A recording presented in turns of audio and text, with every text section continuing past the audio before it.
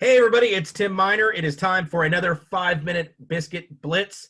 I'm here with an incredible, innovative Charlottean who just rolled out of the Seed 20 program, and I'm going to let her introduce herself. Demi, tell us who you are, how long you've been in Charlotte, and what you do.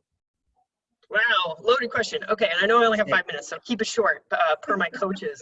I grew up in Charlotte. I moved away thanks to my dad. So my formative years were spent here in Matthews, North Carolina, before there was 485, and we had to go up Independence Boulevard to get into the city. So original Mecklenburger, I guess. And then we moved away when I was in middle and high school, so secondary school, right before the Panthers came. That's dating myself.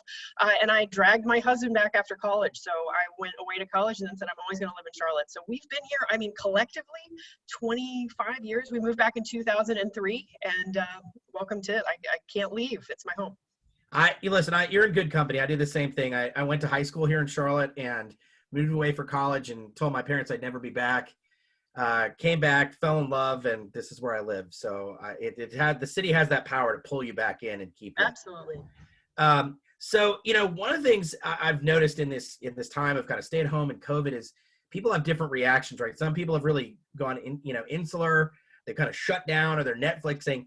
Just looking at what you've been doing on Instagram, you're ramping up, right? So, I mean, I can't even imagine the amount of work that you're doing. How are you keeping yourself motivated, and what have you been up to? Talk to anybody that knows me. I can run people into the ground. Most people that kind of try to go toe-to-toe energy-wise with me just say, like, tag out. Like, I'm out. I can't do it anymore. And it's not a competition, by the way. I realize, and I burn out plenty of times. And that's what my board is very good at now that I'm in nonprofit world, is saying, like, okay, let's simmer. Let's percolate on this idea. But the beauty of I think this COVID-19, if there is a beauty, right? If there's an inspirational piece, let's put it that way, so that I'm sensitive to the COVID world, is the fact that adaptation is real. And if we don't adapt, we are going to be left behind. And I think that's what I'm watching. I'm a for-profit girl by trade. I've been in the construction industry for 20 plus or minus years, really plus at this point. And so I think that way. I've always been responsive to earnings and shareholders, and quarter over quarter, month over month, you've got to deliver. And so I kind of bring that to my nonprofit world thinking. And with our new burgeoning nonprofit that started in December and has been running before I can walk because of the I cannot believe that it's just been since. I mean, really, wow, yeah. The amount of things you've done. It's crazy. Well, and we've been super blessed to have so many people listening, and anyone that I've talked to. And that's what I love about Charlotte. Charlotte is such a connective tissue type of a city that when you get in with one kind of ecosystem of people, you immediately get connected to others. I think that's part being in the South, which I love, as well as part being in Charlotte. Charlotte is unique that way to being connectors, and I think we need to really tap into that right now, is to say, hey, if I know someone, I'm continually trying to say, can I introduce that person to 3 more? And that's what I love about what you all do, is say, like, hey, go tag us with 3 more creatives that you want to see, or who's doing things that we don't know about, because there's just so many amazing ideas happening in the city right now. And that adaptation is what's making it happen, is to say, hey, for me to survive and thrive in the business world as opposed to personally, because there's so many levels of thriving and surviving right now, and adaptation is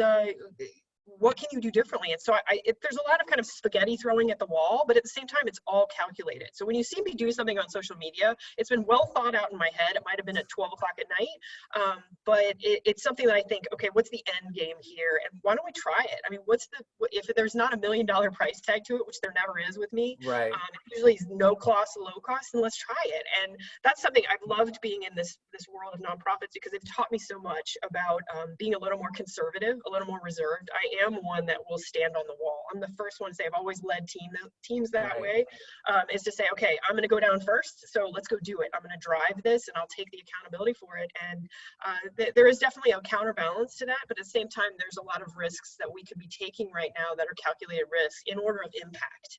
Yeah, agreed. Well, I can't believe we got just shy of a minute left. So what are you doing today? Because I think it's very indicative of how you've embraced the opportunities of this.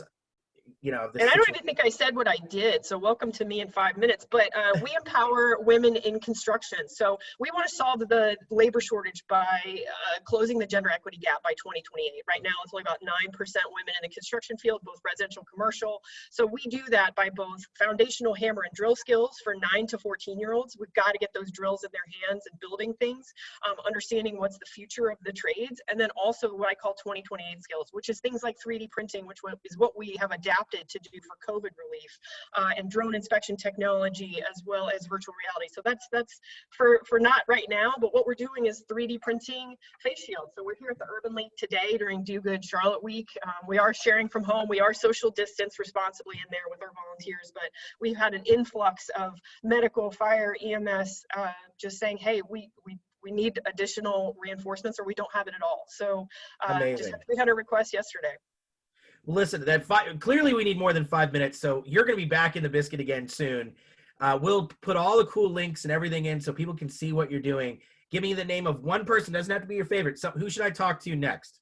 Yeah, I've got so many. Actually, I'm going to give you two, just one to grow on. Works. One is Danielle Martini, who is the owner of Three-Way Plumbing. She's been in Charlotte for 22 years, an absolute unicorn in the trades, and she's hilarious, and as a creative in her own right. And then the second is Michael from Potions and Pixels. I love Game Changers. And he's great. Yeah, creative game changer in this town, and is about to do really big things.